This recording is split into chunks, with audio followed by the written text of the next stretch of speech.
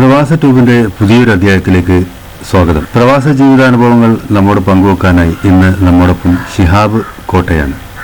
ഏകദേശം 22 വർഷത്തോളം ഒമാനിലും സൗദി അറേബ്യയിലുമായി സാംസ്കാരിക, സാമൂഹിക, രാഷ്ട്രീയ രംഗങ്ങളിൽ തൻ്റേതായിട്ടുള്ള വ്യക്തിമുദ്ര പതിപ്പിച്ച ഒരു വ്യക്തിത്വമാണ്. ഇന്ന് അദ്ദേഹം കൊണ്ടോട്ടി നഗരസഭയുടെ പ്രതിപക്ഷ നേതാവ് കൂടിയാണ്. സ്വാഗതം ഷിഹാബ്ജി. നമസ്കാരം. 2 പതിറ്റാണ്ടേറെ കാലം സൗദി അറേബ്യയിലും അതുപോലെ തന്നെ ഒമാനിലും 2 വർഷത്തോളം ഒമാനിലും ജോലി ചെയ്യുന്ന സാഹചര്യം ഉണ്ടായിട്ടുണ്ട്. സാംസ്കാരിക സംഘടനയിൽ വളരെ വർഷങ്ങളോളം പ്രവർത്തിച്ചു. അൽഖസീം മലയാളി സമാജം എന്നുള്ള സംഘടനയിൽ എല്ലാവർക്കും കൂടി, രാഷ്ട്രീയത്തിന് അതീതമായി എല്ലാവർക്കും കൂടി ഒരുമിച്ച് ഒറ്റക്കെട്ടായി നിന്നുകൊണ്ട് നാടിൻ്റെ വികസനത്തിലും അതേപോലെ തന്നെ അവിടെ സാംസ്കാരിക പ്രവർത്തനവും അതുപോലെ ജീവകാരുണ്യ പ്രവർത്തനമൊക്കെ നമ്മുടെ സംഘടനാ പ്രവർത്തനം കൊണ്ട് സാധിച്ചിട്ടുണ്ട് എന്നുള്ളതാണ്. ജയിലിൽ കിടക്കുന്ന ആളുകളെ എംബസിയുമായി ബന്ധപ്പെട്ടുകൊണ്ട് രക്ഷിക്കാനും കഷ്ടപ്പെടുന്ന ആളുകൾക്ക് പണപ്പിരിവ് നടത്തിക്കൊണ്ട് അവരെ നാട്ടിലെത്തിക്കാനുള്ള ശ്രമങ്ങൾ ഞങ്ങളുടെ ഭാഗത്ത് നിന്ന് വലിയ രീതിയിൽ, അത് രാഷ്ട്രീയത്തിന് അതീതമായിരുന്നു. എല്ലാവരും കൂടി ഒരുമിച്ചായിരുന്നു. കോൺഗ്രസോ ലീഗോ കമ്മ്യൂണിസ്റ്റുകാരോ ഒന്നുമില്ല. എല്ലാവരും കൂടി ഒരുമിച്ച് നാടിൻ്റെ കേരളത്തിൽ നിന്ന് വരുന്ന ആളുകളെ സഹായിക്കുക. കേരളത്തിൽ നിന്ന് മാത്രമല്ല ആന്ധ്രക്കാരെയും സഹായിച്ചാണ്. 10-18 വർഷം മരുഭൂമിയിൽ അധ്വാനിച്ച് അവസാനം ഭാഷ പോലും മറന്ന ആന്ധ്രക്കാരനെ ഞങ്ങളൊന്ന് കണ്ടിരുന്നു.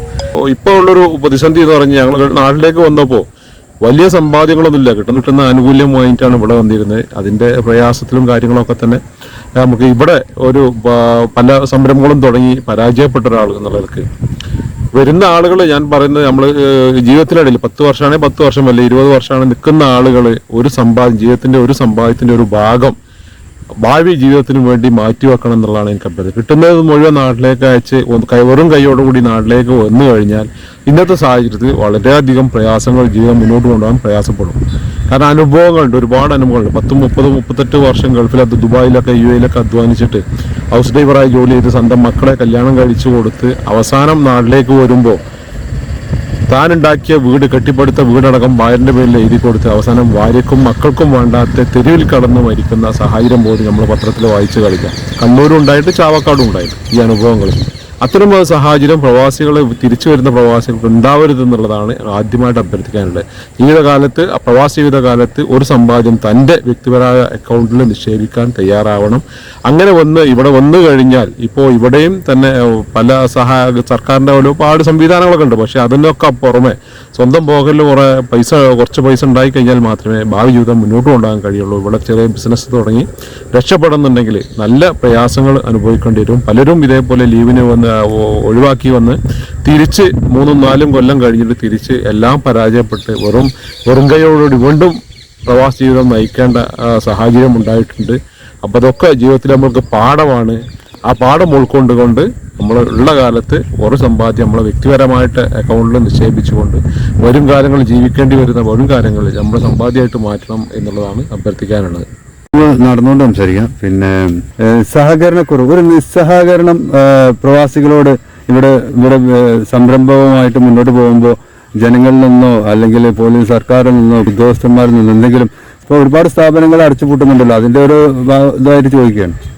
ഇല്ല, അതൊക്കെ ഒറ്റപ്പെട്ട സംഭവങ്ങളാണ് ഞാൻ മനസ്സിലാക്കുന്നത്. കാരണം ഈ ഗൾഫിൽ നിന്ന് ഒരാൾ വന്ന് തുടങ്ങി അതിന്റെ പ്രൊസീജിയറൊക്കെ തുടങ്ങി കഴിഞ്ഞാൽ വേറെ പ്രശ്നങ്ങളൊന്നുമില്ല. പിന്നെ നാട്ടിലുണ്ടായ പണ്ടത്തെ പോലുള്ള സമരങ്ങളോ കാര്യങ്ങളോ അതും എവിടെയും റിപ്പോർട്ട് ചെയ്യുന്നത് കേൾക്കുന്നില്ല. പക്ഷെ ഒരുപാട് പ്രവാസികൾ, തിരിച്ചെത്തിയ പ്രവാസികൾ ഈ രംഗത്ത് ഗൾഫിൽ നിന്ന് വെട്ടിപ്പിടിക്കാൻ പറ്റാത്ത, അല്ല കഴിവഴിക്കാൻ കഴിയാത്ത നേട്ടങ്ങൾ സ്വന്തം നാട്ടിൽ നിന്ന് കോടികൾ സമ്പാദിക്കുന്ന സാഹചര്യം വരെ ഉണ്ടായിട്ടുണ്ട്. അതിനുള്ളൊരു അന്തരീക്ഷം, വ്യവസായം തുടങ്ങാനുള്ള എല്ലാ അന്തരീക്ഷങ്ങളും നാട്ടിൽ നിന്നുണ്ട് എന്നുള്ളതാണ് കാര്യം. കാരണം അതിന് സർക്കാരിന്റെ ഭാഗത്തും തിരിച്ചെത്തിയ പ്രവാസികൾക്ക് ഒരുപാട് ആനുകൂല്യങ്ങൾ ഇന്ന് കൊടുക്കുന്നുണ്ട്. സ്റ്റാർട്ടപ്പുകൾ തുടങ്ങാനും പുതിയ വ്യവസായ മേഖല തുടങ്ങാനും അതിനൊക്കെ സബ്സിഡികളും കാര്യങ്ങളും ഒക്കെ തന്നെ സർക്കാർ മേഖലയിൽ വലിയ പ്രോത്സാഹനം ഇത്തരം കാര്യങ്ങൾക്ക് ഉണ്ട്. അത് ഏത് സർക്കാർ വന്നാലും ആ നിലപാട് സ്വീകരിക്കുമെന്നാണ് മനസ്സിലാക്കുന്നത്. ഈ കേരളത്തെ കണ്ടിട്ടാണ് മറ്റു സ്റ്റേറ്റുകൾ, ഇന്നലെ ഇപ്പം ആന്ധ്രയിൽ നിന്ന് വന്നൊരു സംഘം നമ്മളെ കേരളത്തിലെ മുഖ്യമന്ത്രിയായിട്ട് ചർച്ച നടത്തുന്ന സാഹചര്യം ഉണ്ടായിട്ടുണ്ട്. അപ്പോൾ മറ്റുള്ള സംസ്ഥാനത്ത് പോലും ഇതെങ്ങനെ നടപ്പാക്കാൻ കഴിയും, നോർക്ക പോലുള്ള ഒരു ഏജൻസി എങ്ങനെ ജനങ്ങൾക്ക്, പ്രവാസികൾക്ക് ഉപകാരപ്രദമായ രീതിയിൽ മുന്നോട്ട് കൊണ്ടുപോകാൻ കഴിയുന്ന അവർ ചിന്തിക്കുന്നത്.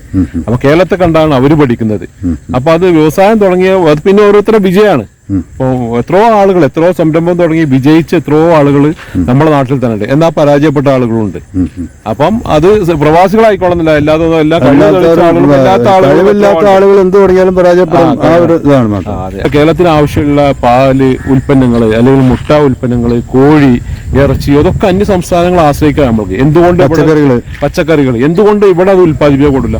ഒരുപാട് അനുഭവങ്ങളുള്ള പ്രവാസികളാണ്. നമ്മൾ മരുഭൂമിയിൽ പോയി കഷ്ടപ്പെട്ട് ആടിനെയും അതുപോലെ ഒട്ടകത്തെയും നോക്കി, അതുപോലെ പച്ചക്കറി കൃഷി ചെയ്ത്, കസീമിനെ പോലുള്ള പ്രദേശങ്ങളൊക്കെ പച്ചക്കറി ഇഷ്ടംപോലെ ചെയ്തിരുന്ന സ്ഥലമാണ്. അങ്ങനെയൊക്കെ അനുഭവങ്ങൾ ഒരുപാട് ആളുണ്ട്. ഇപ്പൊ മിൽക്ക് നേരത്തെ പറഞ്ഞു, പാല് ഉൽപ്പാദിക്കുന്ന കമ്പനികളുണ്ട്.